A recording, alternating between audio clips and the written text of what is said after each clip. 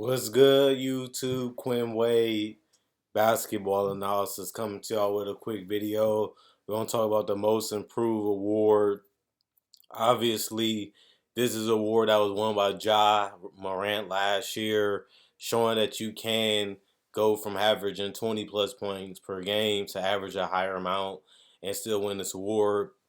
So a lot of people have Zion Williamson winning this award for the same reason. Remember, Zion Williamson previous season was 27 points per game. I don't think he's going to improve significantly on that type of margin like John Morant did. I don't think he's going to be a 30-point scorer. Plus, you got to factor in health.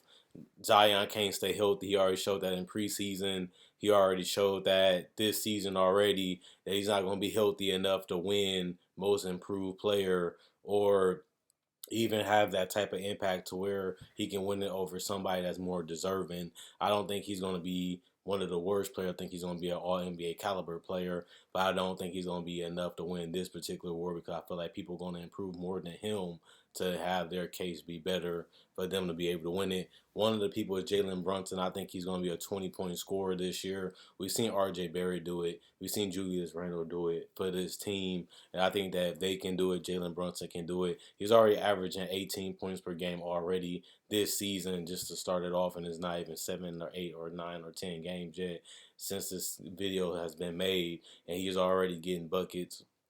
I think his minutes is going to continue to increase. His opportunities is going to obviously increase. As to me, I think he's their first or second best player offensively because Julius Randle kind of, former winner of this award, kind of slowed all the way down offensively, and they're just going to need somebody that can get a bucket. I like their depth and their bench, but other than that, they're going to need somebody in that starting lineup to really kick fire their offense. And if Julius Randle really can't do it and RJ Barrett can't really do it, then they're gonna need Jalen Brunson to do it. But that's why they paid him the big bucks to be an all-star caliber player for this team. And I definitely think he can do it. I'm not surprised that he's going to be in that conversation. He definitely should be able to win this award if he can increase it to 21, 22 points per game, which he showed that if he can get you 16 points per game off the bench for Dallas Maverick, he definitely should be able to get you 4 to 8 more points as a starter. And now he just has to get the chemistry and the growth with this Knicks team and get how he want to be played and how the coach want him to be played under his, under his mind and his mentality. And after that, it's just about smooth selling it to the rest of the season. Io DeSumo, I definitely see him being a better starter than he was last year. Last year, he was up in the air. We didn't know what he was going to be. We know what he's going to do. Now we know he's going to be one of the best defenders. That counts. Now we know his offense is going to be 16, 17, 18 points per game, especially because there's no Lonzo Ball for basically the whole season. So if that's going to be the case, that's going to help Ayo DeSumo have to be relied on more. Plus, he's going to play more minutes than he did last year. Plus, he's going to start the entire season, it looks like. Plus, they only need somebody to score more points because it just can't be exactly being Booch and DeMar DeRozan scoring all the points every game because if they get injured or miss time, like we think that they do, they're going to have to need somebody to step up in that starting lineup. And it seems like DeSumo is ready, especially because he gets a lot of off transition and a lot of interceptions when it comes to getting steals and strips and playing in the passing lane. That helps his defense, that helps his scoring, that helps his case, strengthens, if anything, to me, to being the person that should be in the conversation with most improved player. If your rebounds go up, your steals go up, your points go up, then that means you improved a lot. And you look at what he averaged last year and what he can average this year, he should be able to double a little bit, considering that he's going to start this entire season. And I think that that's going to help his confidence and that can help him improve as the season goes on, as it is an 82-game season. I also feel the same way about Patrick Williams. He missed majority of the season last year. This year, obviously won't be the case. He's going to play majority of the season, hopefully, is with the Bulls. And I definitely think the Bulls should ride that wave of Patrick Williams and DeSumo being young prospects that's hungry and want to play well. And if they can get 20 points, 18 to 20 points, I should say, I think that can definitely help their confidence in them as a team, and they need it. If Vucevic gets older and DeMar DeRozan slows down and don't want to carry the load as much, you can't put it all on Zach LaVine, especially when you got guys around his age like Patrick and DeSumo that can really play offense and defense, and that counts as them improving because they wasn't as good as that as the season started last year and in the previous seasons for them. They can do that now. And the fact that they can now hit mid-range and threes just help their ability to have more things in the package and allows them to play off the ball, which strengthens their efficiency, which strengthens their points total, especially because Zach LaVine and DeMar DeRozan and Vucevic are good team players and they help make guys' jobs easier, help them score easier points. Jose Alvarado didn't get off to the start that you will want, but since he's going to start the whole season, I think that's going to help him get an opportunity to average more points.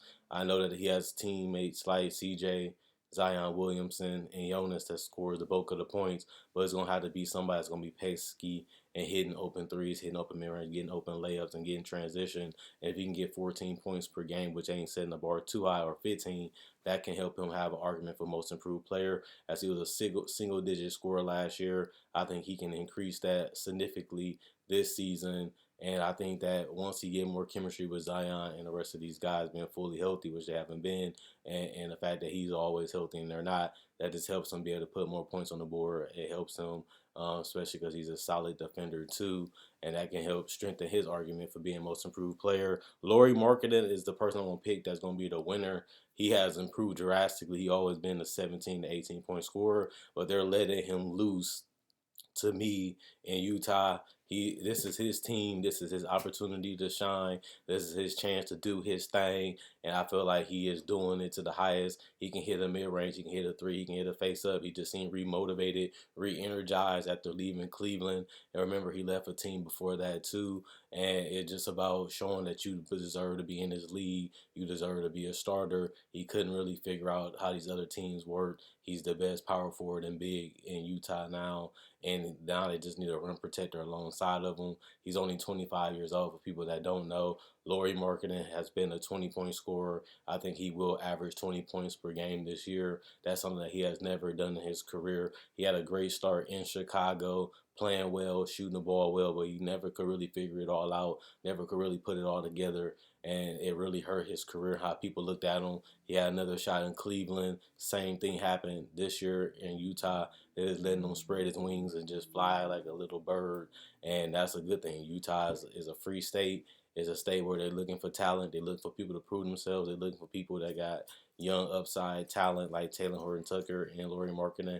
But Lauri Markkanen seems like he wants his chance in this moment, playing with a guy like Mike Conley that's unselfish, playing with somebody who can get hot like Jordan Clarkson just makes it easier for him to play off the ball. His work on swishing and hitting the open shot, that really helps his argument. So for most proved winner, I'm going to predict it'd be Lauri Markkanen because I do see him being able to average from 13 to 14 to 16 points to 22 to 24 points. Yes, I can see him doing that the entire season just because he has the skill set and ability to play on and off the ball.